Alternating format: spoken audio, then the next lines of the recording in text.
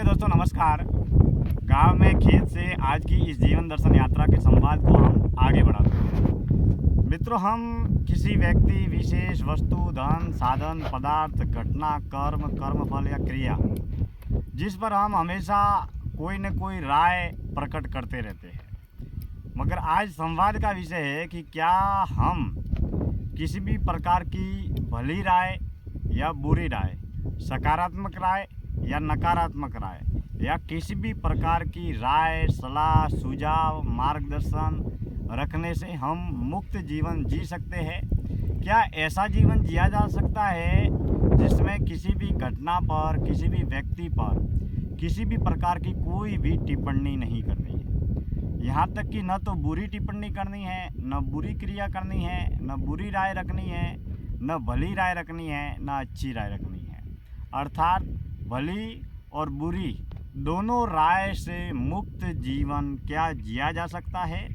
ऐसा जीवन तभी संभव है जब हम स्वयं अपने नियंत्रण में हो और साथ ही हम कभी भी, कहीं भी, किसी भी व्यक्ति, वस्तु, कर्म या घटना की क्रिया, प्रतिक्रिया, राय या सलाह, सुझाव, मार्गदर्शन देने से मुक्त रहे और मुक्त जिए।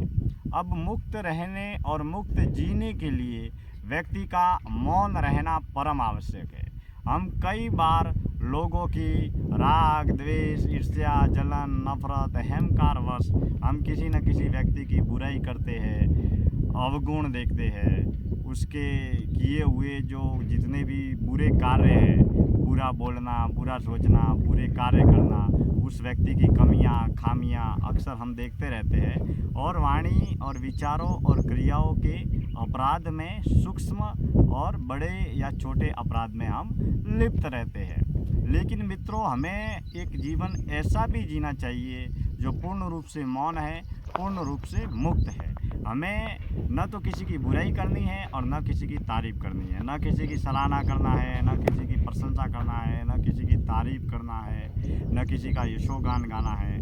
आदमी या किसी व्यक्ति का कार्य कितना भी अच्छा हो या बुरा हो, किसी भी प्रकार का कोई भी सलाह, सुझाव, राय नहीं रखनी है। अर्थात पूर्ण रूप से कमेंट से मुक्त, व्यक्तिगत रूप से, प्रायोगिक रूप से या बहुत सारे लोगों से मुलाकात करने पर या सोशल मीडिया पर किसी भी प्रकार की राय नहीं रखनी है।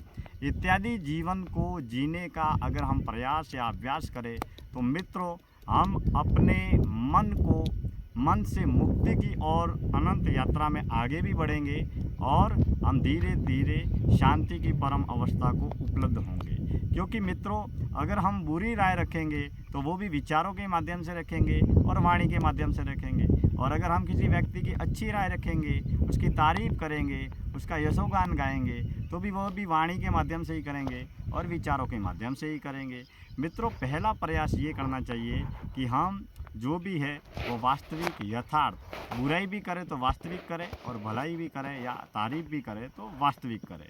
फिर धीरे धीरे बुराई से मुक्त रहने का प्रयास करना चाहिए और धीरे धीरे तारीफ़ से भी मुक्त रहने का प्रयास और अभ्यास करना चाहिए। मित्रों, अगर मौन की गहरी यात्रा में हमें प्रवेश करना है तो हमें तारीफ़ से मुक्त, राय से मुक्त, सलाह से मुक्त, सुझाव से मुक्त जीवन जीना चाहिए। और ऐसा जीवन तभी संभव है जब हम मौन रहने और मौन जीने का प्रयास या अभ्यास करें। क्योंकि मित्रों, हम अक्सर घर में, परिवार में, समाज में, संसार में, गांव में, देश में, दुनिया में हम किसी न किसी विषय पर हमेशा अपनी राय रखते रहते हैं। ऐसा होना चाहिए, ऐसा होना चाहिए, ये करना चाहिए, वो करना चाहिए, इस मामले में ऐसा करना चाहिए था, वैसा करना चाहिए था, इसने ये भला किया, इसने ये बुरा किया। जब भी कोई भी व्यक्ति भी मिलता है, परिचित, अपरिचित, जाना अनजाना, तो हम या तो उसकी बुराई करते हैं या उसकी तारीफ़ करते हैं। अगर उसमें कुछ कमियां खामियां दिखती है तो बुराई करते हैं या उनकी कमियों खामियों को उसके सामने उजागर करते हैं, या किसी व्यक्ति को किसी लोभ, लालच, स्वार्थ के वश हम किसी व्यक्ति की तारीफ़ भी करते हैं। लेकिन क्या